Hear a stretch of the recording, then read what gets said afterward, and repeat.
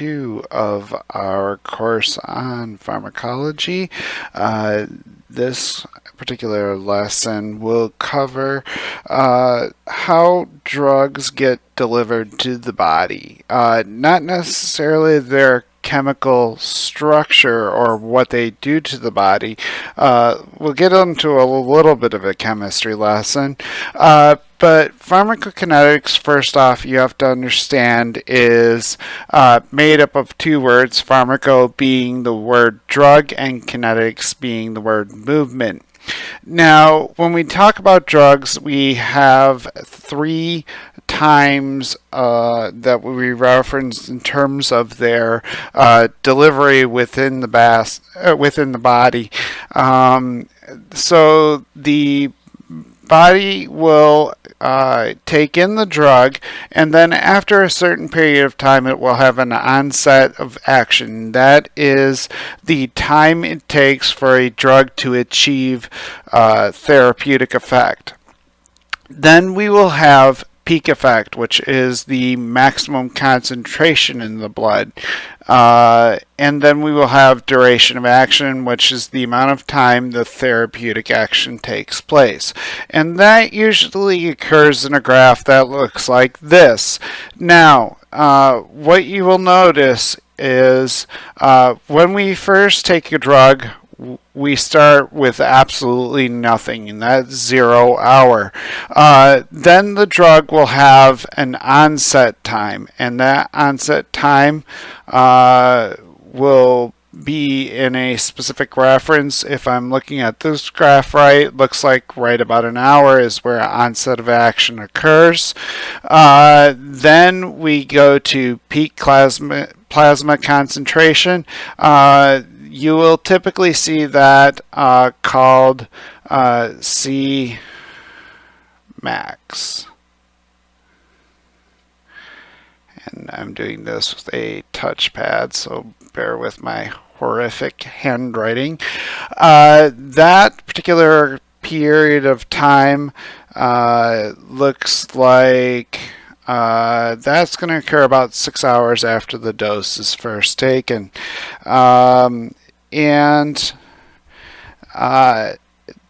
That is when the drug peaks in the body in terms of how much of the drug is actually in the body.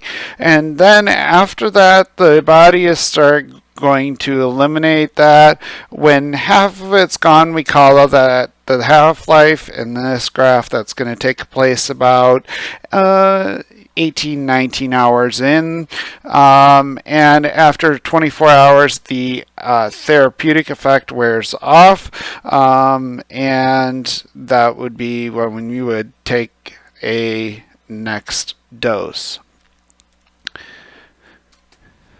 So let's talk about the movement of drugs, and that's an abbreviation that's called ADME. ADME stands for absorption, distribution, metabolism, and elimination. We will go through these in a little bit more detail right now. As you can see, those are the brief definitions of each of those items. So let's first start off with a crash course in chemistry. So let's talk about transport. So passive transport is where drugs are going to move from a area of higher concentration to lower concentration. This will happen best with lipophilic drugs or fat-loving drugs, because fat is one of the things that's always floating around in the blood, so it's very easy for those drugs to keep things going. Hydrophilic drugs, on the other hand, they move around by trading water cells, and for those of you who remember biology, that's called osmosis. That means it moves from an area of lower pressure to higher pressure. Most drugs are going to use one of these two ways of getting around the human body. Active transport would require proteins and pumps. Now, if you want the real-life comparison of each of these, passive transport is just like a plane taking flight. So as air increases underneath, or as airspeed increases underneath the wing, the air pressure below the wing is higher than the air pressure above the wing, which is moving at a slower speed. That causes the air of higher pressure to move to an area of lower pressure and create the lift that causes the plane to leave the ground. Now, active transport, for those of you who have ever had a Michigan basement with a high water table, have a sump pump down there, and that allows water to drain into a large hole. Now, when that water fills up, I need a pump to get the water out. So that would be an area of active transport. The water's not going to move out of the sump pump on its own unless I have a drought. So that's going to be the difference between active and passive transport. Acidity is the other part of drug movement. Most drugs are weak acids or weak bases. Drugs that are neutral absorb the best, especially if they're lipophilic. Now, acids become more ionized in bases, bases become more ionized in acids, and when we talk about drug elimination, that's really going to come into play. Neutral drugs have a pH of 7, acidic drugs have a pH of less than 7, and bases have a pH of more than 7. And 7 is what the human body is normally. So, other factors that will affect drug absorption. Membranes with good blood flow will absorb drugs better. That means underneath the tongue, in the intestines, into veins, and into muscle are going to be the best places for putting a drug for maximum absorption. Now, if you're going to inject a drug and you want it to absorb better, if you apply heat to the injection site, it will absorb faster. The other thing you can do is force a change in ionization by applying electricity, and that's a process called ionophoresis. And my PTA students and OTA students, my physical therapy and occupational therapy assistant students will understand ionophoresis a lot more when they get further in their program. But they will actually apply electricity to drive medication into a certain location. Surface area. The larger the surface area, the better absorption you're going to get. Contact time. The longer the contact time, the better the absorption. So let's consider contact time. If we tell you to put a tablet under the tongue, we don't want you to swallow that. And the reason we don't want you to swallow that is we need the time underneath the tongue to actually allow the drug to get into the mucous membrane that is going to allow us to let the drug absorb. Tissue thickness. If we tell you to apply a drug to an area of thicker tissue, the drug can actually get trapped inside that tissue and not absorb properly as well.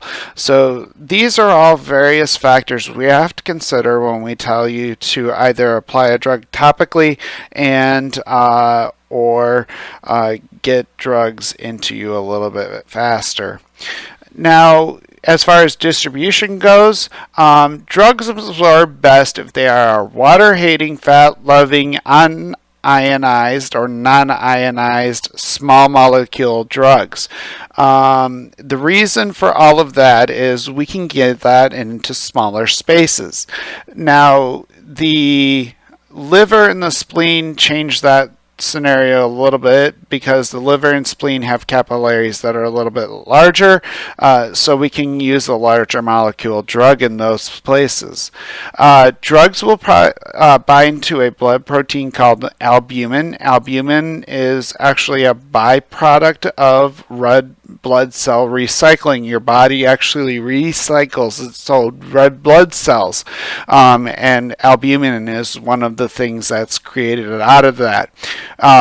When the level of free drug decreases, the blood proteins will then release the drug into the site of action, and that occurs most with weak acid lipophilic drugs. Competitive protein binding will cause drug interactions, and we'll talk about drug interactions as we go on throughout this course.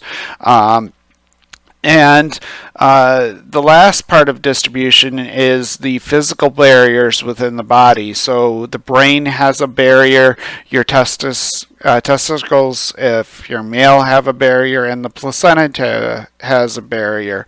Drugs that cannot permeate these barriers have a lower side effect profile and also do not affect those particular organs. Speaking of pregnancy, the current chart, this is 2017 if you need a time reference, but using drugs in pregnancy. So there is no risk to the fetus if you are using a drug in category A. Those drugs that do not break the the placenta barrier have no risk to the fetus. Category B has some risk or has no risk in animal fetuses. We never studied it in humans, so we don't really have an explanation as to what it would happen there. Category C, some evidence of risk to an animal fetus. Again, human information is not available for us.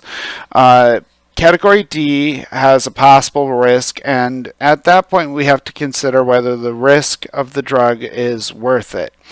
All the opioids are in category D, with one exception, which is methadone. Methadone is in category C, just because it's an older drug and it hasn't been studied as well. Category X we never use in pregnancy because that has the greatest life risk to the fetus or fetal abnormalities. What applies there? Isotretinoin, Accutane is the big primary one, but all the chemotherapy agents are also there as well. As far as metabolism goes, I'm going to do this in order. So, step one of an oral medication is that it goes through first pass effect, meaning the liver then metabolizes the drug. That causes a biotransformation, meaning the drug then gets metabolized by the body into a metabolite. And that is the change of the drug to a more or less active form after ingestion.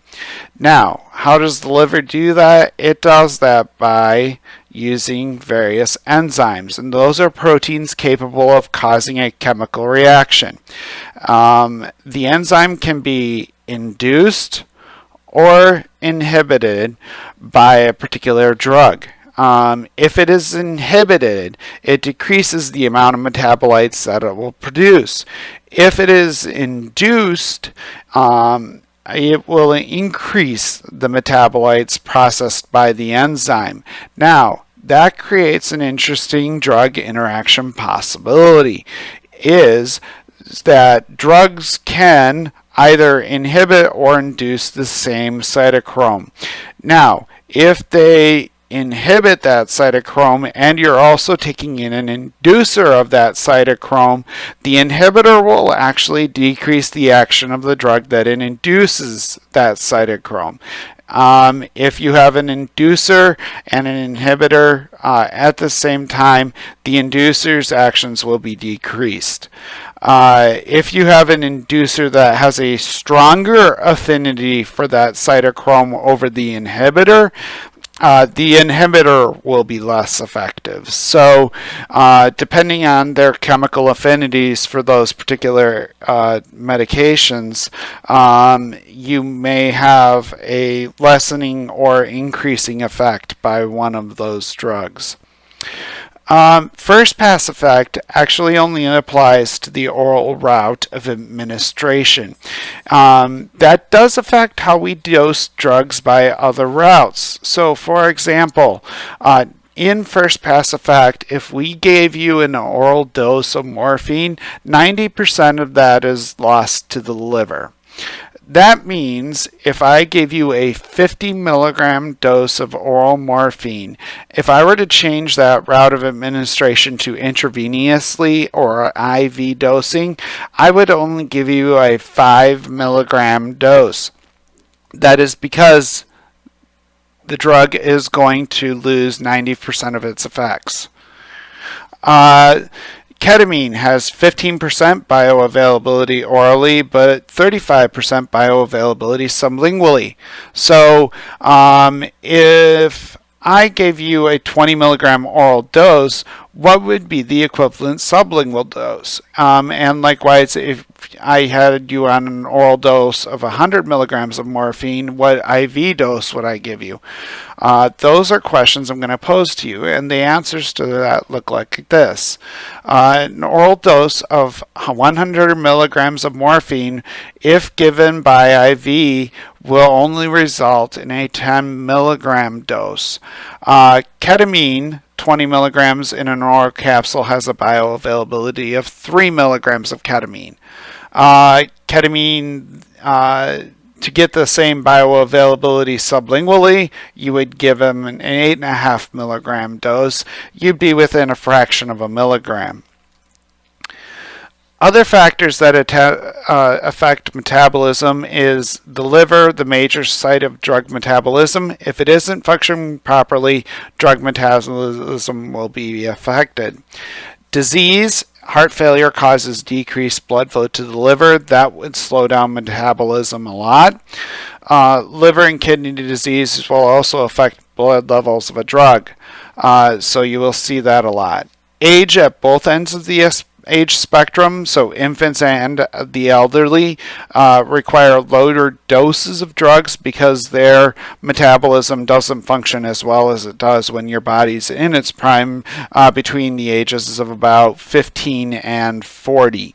Once you start getting into around 40, 45, 50, we start looking at whether or not you need such high doses because your metabolism is slower.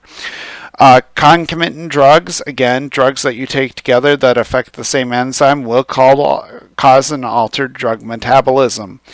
Some patients, by virtue of genetics, have a predisposition for metabolizing drugs in one form or fashion better than another. Nutrition, some foods and nutritional supplements may alter drug metabolism. Grapefruit is a prime example of that. It has an affinity for inhibiting cytochrome P450, and there are a bunch of drugs that hit cytochrome P450. Gender, men and women metabolize medications differently. There will be a spot on a package insert that tells you that, whether that gender will be part of that equation or not. Last part of drug processing is elimination, and that discontinues the drug action. Common routes of elimination are either by the lungs through exhaling. In the urine is the most common. That's done by the kidneys, and occasionally in the intestines, drugs will be eliminated in the feces. The minor routes would be breast milk, saliva, semen, the nasal mucosa, sweat, and tears. And those are just natural ways of eliminating drugs from your body because they can get caught up in water, and when they get caught up in water, they get exuded in those optional locations. They will not exhibit a great effect in those areas.